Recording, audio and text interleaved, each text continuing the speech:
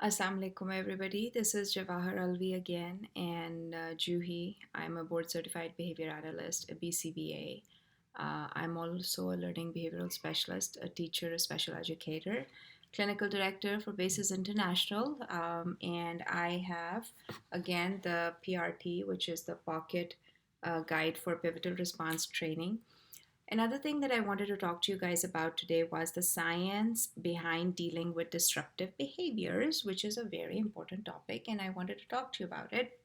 Now, how do you deal with disruptive behaviors? What I wanted to talk to you guys about today was um, everybody comes to me and talks to me about, oh, my child is having this behavior, and now my child is having that behavior.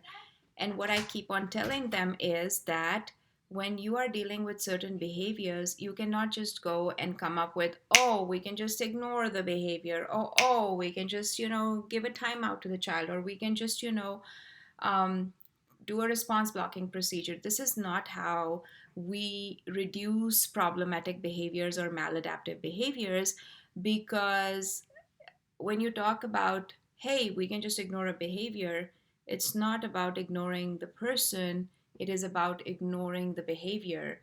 And as a person, or as parents, or as caretakers, we ignore the person. And, instead of knowing that why the behavior is happening, or what is the function of the behavior, we just go and put some interventions into place. Those interventions don't work. The reason that those interventions do not work is because we don't have the right function of the behavior. So once you have the right function of the behavior, you can come up with the right kind of intervention. And in our language, which is the behavior analytic term, we look into something that is called as the function of behavior. And once we look into the function of behavior, we come up with the treatment of the child, right? So, as per the book PRT, it says, to understand why PRT is naturally suited for treating disruptive behaviors, let's consider the case of a child who's being disruptive to avoid a difficult task. With PRT, the treatment for this behavior is to motivate the child to like the task so much that he or she does not want to avoid it. Think back on treatment of communication when we conducted a study on PRT, which was in one of the earlier chapters. We were talking about teaching words to the child first, so that when the child has words, he's able to use the words instead of having a behavior, which is something that we always do. We compared two conditions, and in one condition, we incorporated the motivational procedures, in which we are looking at how when a child is in a motivational condition, and in the other condition we use a discrete trial. So in this condition, what we do is that we look at the results, and the results were showing that the motivational procedures were used, and the disruptive procedures either went away in the motivational process rather than the discrete trial and the more structured way. Because when we are using motivational procedures, where we are using all those motivational things as reinforcements contingently on when the child does not have behavior, they are more successful as compared to doing more structured setting and doing behavior reduction in those um, periods of time where you don't have the proper function of the behavior, right? So the common functions of behavior that we look at are escape, which is used to avoid a task. We look at attention, that a child is trying to gain the attention of you or of somebody else in the environment. We look at the child is trying to get an item or an activity, which is access to tangible items. And we are also looking at, okay, gaining an item, gaining attention, escaping a task, and avoiding a task. And we also look into physical, which is if there's any kind of a physical discomfort in a child. And we also look into the alone condition or the sensory condition. So these are all the things that we look into, and then we come up with what is the function of the behavior.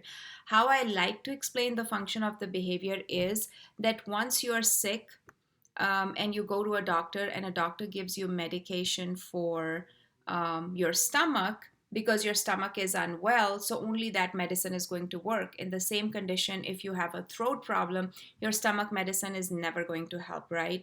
So in the same manner, if you have a throat ache and the doctor gives you stomach medicine, it's not going to help. In the same manner, if you are working with the functions of behavior and you have the wrong function at hand, at that point you are not going to be able to reduce that behavior. But that behavior might reduce for a little bit of time, but it will not be put on extinction because you have not targeted the right function of the behavior.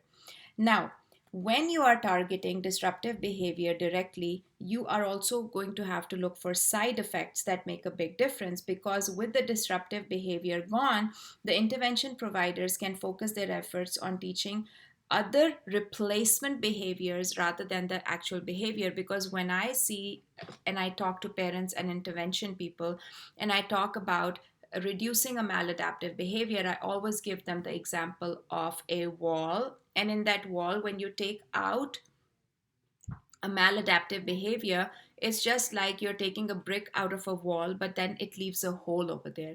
And that hole needs to be filled up with a replacement behavior.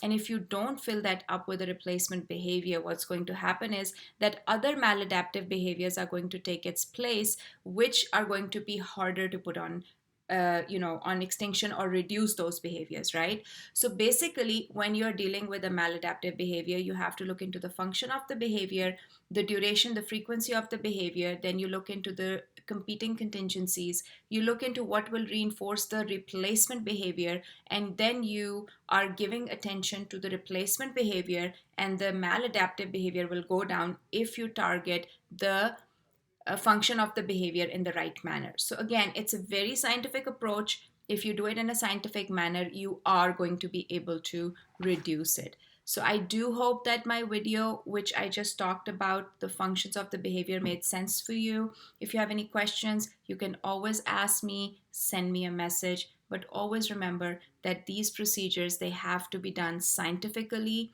They have to be done by a person who knows what they are doing. Don't do them haphazardly. Have a wonderful day and stay safe.